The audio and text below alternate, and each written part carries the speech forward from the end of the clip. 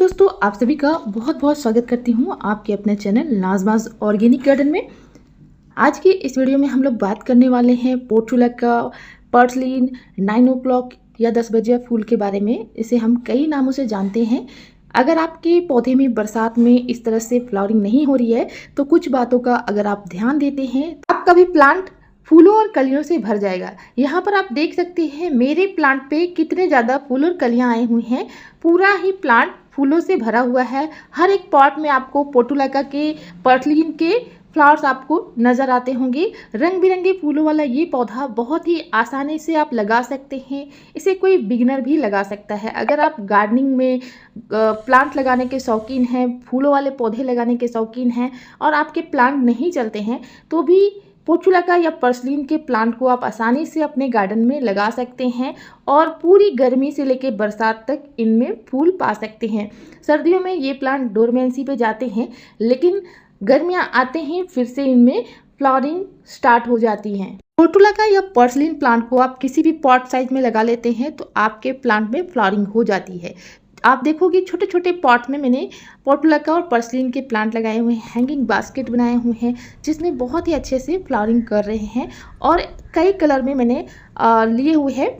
Hybrid है, देसी है, तो बहुत ही खूबसूरत लगते हैं इनके फूल। हाइब्रिड हो या देसी हो, हर तरह के फूल मेरे पास अवेलेबल है और बहुत ही ज़्यादा रिक्वेस्ट आ रही थी लोगों की, तो मैंने कुछ लोगों को पार्सल भी भिजवाया है प्लांट। तो आप कैसे पार्सल कर सकते हैं इन प्लांट को, ये भी मैं अगली वीडियो में आप लोग के साथ शेयर करूंगी। तो फिलहाल तो इसकी केयर ही शेयर कर रही हूँ। इस तरह से कुछ लोगों ने प्लांट को बहुत ज़्यादा रिक्वेस्ट की थी तो मैंने उनको भिजवाया था। देख सकते हैं कितने ज़्यादा प्लांट आपके गार्डन में बनते जाते हैं कटिंग से ही। आप एक प्लांट अगर लाते हैं 20 रुपये में आपको ये प्लांट मिलेगा और इससे आप कई पौधे तैयार कर सकते हैं। या अगर आपके पड़ोसी रिश्तेदार में किसी के पास भी अलग कलर का प्लांट है तो कटिंग ला के लगा सकते हैं, क्योंकि ये एक सक्लेंट प्लांट है तो बरसात में इसके गमले की मिट्टी बिल्कुल वेल ड्रेन बनानी चाहिए, तभी आपके गमले में भर भर के फूल आएंगे। और दोस्तों, इस प्लांट को ज़्यादा से ज़्यादा धूप की ज़रूरत होती है, तो इसलिए इसे 6 से 7 घंटे की कम से कम धूप ज़रूरी चाहिए। 10 बजे अगर इसके ऊपर अच्छे से फ्लावरिंग देखना चाहते हैं तो इस टाइम पे आपके प्लांट में अच्छी धूप मिलनी चाहिए। तो ऐसी जगह पे गमलों को रखें जहाँ पे 9 से 10 बजे के अच्छी धूप आपके प्लांट पे मिले। देखोगे आप कि आपके यहाँ पर बारिश का मौसम है या लगातार बारिश हो रही है तो फूल अच्छे से नहीं खिल पाते हैं। तो बरसात के मौसम में पोर्टुलाका पर ज़्यादा फूल पाने के लिए पौधे को अच्छी धूप वाली जगह पर रखें। मिट्टी अच्छी जल निकासी वाली होनी चाहिए। आप सुनिश्चित करें कि गमले की मिट्टी बिल्कुल वेल ड्रेन है और आपके गमले की मिट्टी में रेत की मात्रा अधिक होनी चाहिए। इसमें आप राइस हस्क भी मिला सकते हैं ताकि आपके गमले की मिट्टी बिल्कुल वेल ड्रेन रहे और गमला भी आपका वेल ड्रेन होना चाहिए। इनके ड्रेनेज होल अच्छे होने चाहिए, तभी आपके गमले में इस तरह से भर भर के फूल और कलियाँ आएंगी। 4 पॉइंट हैं जिनको अगर आप फॉलो करते हैं तो आपके भी प्लांट में इसी तरह से फूल और कलियाँ आएंगी। सबसे पहला, धूप। अच्छी धूप अगर मिलती है 4 से 6 घंटे की सीधी धूप तो ये बहुत ही अच्छे से फ्लावरिंग करती है। दूसरा है पानी। बारिश का पानी सीधे गमले में जमा ना होने दे, मिट्टी को सूखने पर ही पानी डालें। तीसरा है प्रूनिंग।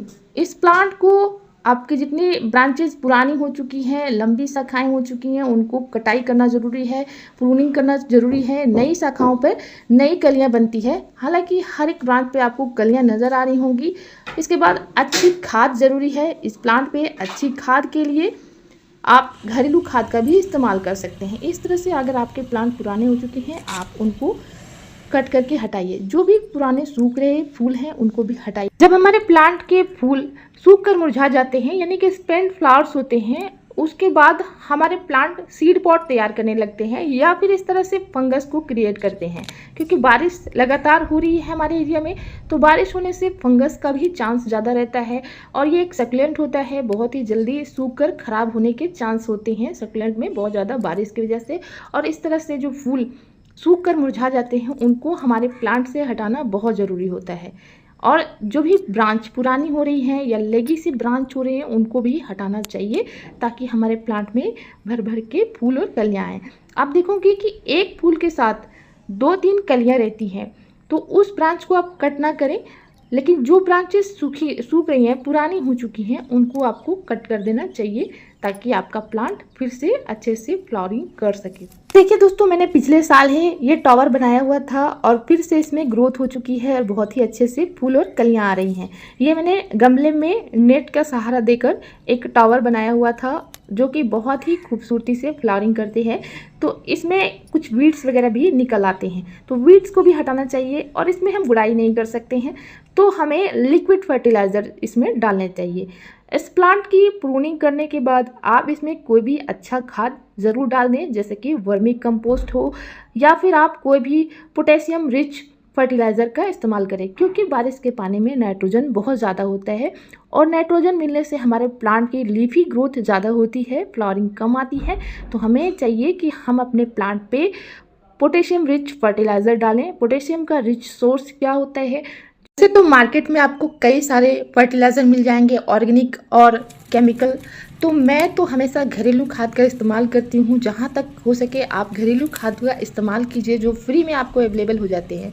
तो प्याज के जो छिलके होते हैं उसमें बहुत ही ज़्यादा मात्रा में पोटेशियम, फॉस्फोरस, गंधक यानी कि सल्फर होता है, जो हमारे प्लांट को इंसेक्ट से भी बचाता है और साथ ही साथ पोटेशियम और फॉस्फोरस की पूर्ति भी करता है। तो इसीलिए मैं प्याज के छिलके का लिक्विड फर्टिलाइज़र इसमें डालती हूँ। प्याज के छिलके के साथ साथ मैं 2-3 केले के छिलके का भी इस्तेमाल करती हूँ और इस तरह से मेरा एक बहुत ही अच्छा फर्टिलाइज़र बन जाता है जो हमारे प्लांट को फ्लावरिंग को बूस्ट करता है। वैसे इस प्लांट पे बहुत आसानी से आप फ्लावरिंग ले सकते हैं, कम देखभाल में फ्लावरिंग ले सकते हैं। अच्छी खाद का इस्तेमाल हर 15 दिनों में एक बार अगर कर देता। लिक्विड इसको बनाने के लिए आपको 4 से 5 प्याज के छिलके ले लेने हैं। 1 से 2 लीटर पानी में आपको इसे भिगोकर रात भर के लिए छोड़ देना है, या आप इसे 3 से 4 दिनों के लिए भी भिगोकर छोड़ सकते हैं। इसमें 1:8 के रेशियो में पानी मिलाकर आप डाइल्यूट कर लें और इसके बाद सभी तरह के फूल वाले पौधे में इस लिक्विड फर्टिलाइज़र का इस्तेमाल कर सकते हैं। अगर आपके यहाँ पे बारिश रुकी हुई है, थोड़ा सा धूप निकला हुआ है, तो शाम के टाइम पे इस लिक्विड फर्टिलाइज़र का इस्तेमाल ज़रूर अपने पौधे पर करें, क्योंकि हम अपने गमले की गुड़ाई नहीं कर सकते हैं, पूरा ही प्लांट हमारे गमले में भरा होता है। तो ये लिक्विड फर्टिलाइज़र बहुत ही बेस्ट फर्टिलाइज़र होता है। हम किसी और खाद को ना डालें फिर भी हमारे प्लांट में इस तरह से फूल आएंगे अगर 15 दिनों में एक बार आप इन लिक्विड फर्टिलाइज़र का इस्तेमाल गमलों के हिसाब से कर दें। जैसे कि अगर आपका 10 इंच का पॉट है तो आप 200 से 250 ml इस लिक्विड फर्टिलाइज़र का इस्तेमाल करते हैं तो आपका पूरा गमला फूलों और कलियों से 3 से 4 दिन में ही भर जाएगा। बहुत ही अच्छा रिजल्ट मिलता है, बहुत ही ज़्यादा पावरफुल फर्टिलाइज़र होता है प्याज और केले के छिलके का बना हुआ लिक्विड फर्टिलाइज़र। तो इसको भी आप अपने पौधे पर ज़रूर इस्तेमाल कीजिए। बिल्कुल ऑर्गेनिक होता है, माइल्ड होता है, हमारे पौधों के लिए बहुत ही अच्छा होता है और सबसे अच्छी बात है कि ये फ्री में हमें अवेलेबल हो जाता है। तो इस तरह से कलरफुल फ्लावरिंग आप अपने प्लांट पे देख पाओगे। बहुत ही अच्छे से आपके गार्डन में ये खिलते रहेंगे 2 से 3 मंथ तक, अभी भी आपके गार्डन में ये बने रहेंगे। तो इन फूलों के प्लांट पे आप लिक्विड फर्टिलाइजर्स के तौर पे इस्तेमाल करते रहिए, आपका पूरा प्लांट फूलों और कलियों से भरा रहेगा। और इस प्लांट को अच्छी धूप दीजिए, टाइम टू टाइम प्रून कीजिए। बहुत ही बेहतरीन ये आपका फ्लावरिंग करने वाला प्लांट होता है और एक कोई बिगिनर होगा या बच्चा होगा वो भी इसकी कटिंग को लगा सकता है। इसके गमले की मिट्टी बिल्कुल रेडेन बनाकर आप इनमें अच्छी खाद डालते रहें तो आपका प्लांट बिल्कुल अच्छे से फ्लावरिंग करेगा। तो फ्रेंड्स, उम्मीद है कि ये वीडियो आपके लिए इंफॉर्मेटिव रही होगी। वीडियो से कुछ नया सीखने को मिला हो तो वीडियो को ज़रूर लाइक कीजिएगा और चैनल को सब्सक्राइब कीजिएगा। Thanks for watching and keep gardening, happy gardening.